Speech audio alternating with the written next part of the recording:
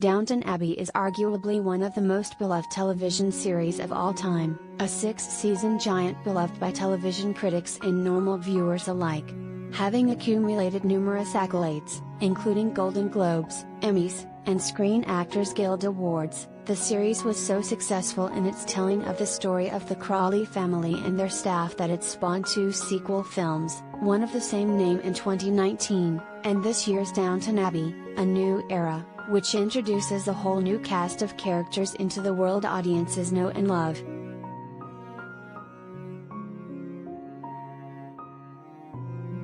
Simon Curtis is the man behind the camera for the second Downton film, which not only takes beloved characters out of the Abbey, but brings new ones in as well, as a Hollywood film crew comes to make a movie on the ground, only for Lady Mary, Michelle Dockery, to get roped into the chaos.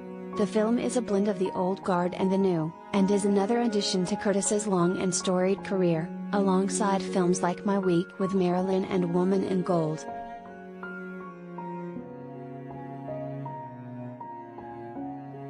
Collider video of the day.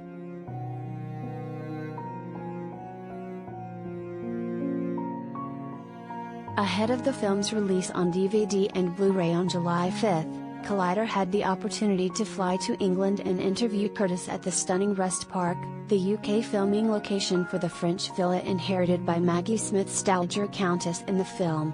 Over the course of the interview, which you can watch above as well as read a transcript of below, Curtis discussed what it was like directing stars he'd worked with before, but never on Downton, as well as taking classic characters out of the Abbey and into a new world, and the surprising film that inspired a new era's Hollywood plotline.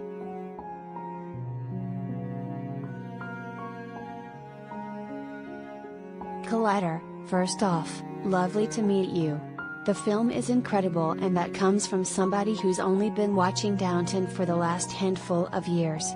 But the thing that struck me the most about the film is that it's got a very sort of Singin' in the Rain vibe, obviously with all of the old Hollywood, and bringing Hollywood into Downton, but particularly with the sort of subplot with Mary and Merned Dalglish. Was that film an influence sort of on this one at all?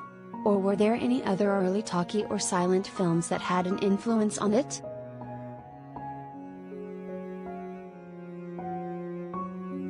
Simon Curtis, there's a definite answer to that, which is that our producer Gareth Neam's grandfather, Ronald Neame, who was a very famous director in his own right. Bear with me on this. When he was a young man was Alfred Hitchcock's assistant on Blackmail, which was the film shot in London in the late 20s that actually went from silent to a talkie. And so that was the influence on Julian Fellows, rather than Singin' in the Rain. So it was Blackmail by Hitchcock.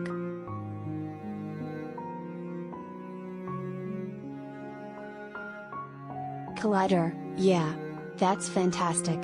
And obviously you've worked with Julian Fellows before, you worked with him and Elizabeth McGovern on The Chaperone, but you've also worked with a number of other cast members from this film.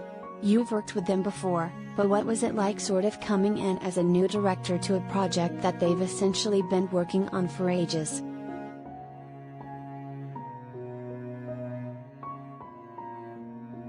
Simon Curtis, yeah, I can imagine that might be intimidating, but for me it was just a joy because to work with a group of actors who'd been cast as a family, who now really were a family, who owned their characters so deeply because they've been playing them for over a decade, just made it a real pleasure, actually.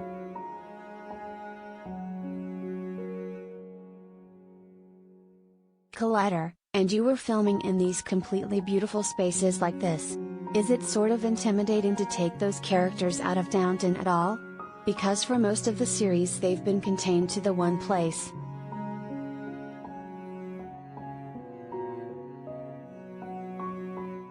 Simon Curtis, yeah, I think it was a relief for everybody to get out of Highclere. It's a very particular house. I mean, very beautiful in some ways, but not easy to film in. And so when we got to France or here, Rest Park, it was very liberating. Yeah.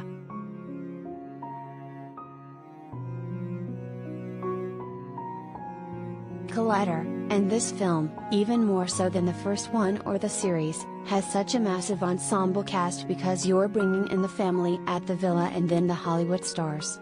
How do you sort of balance making sure, especially all of the quote-unquote legacy characters, get sort of their due on camera?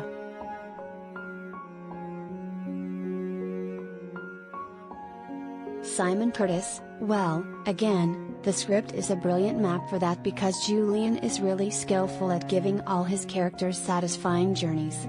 But my attitude was to treat them all like film stars, and met them all beforehand. And the legacy characters, as you call them, or actors, were thrilled by the new arrivals, and Hugh Dancy and Dominic West and Laura were a joy to add to the ensemble.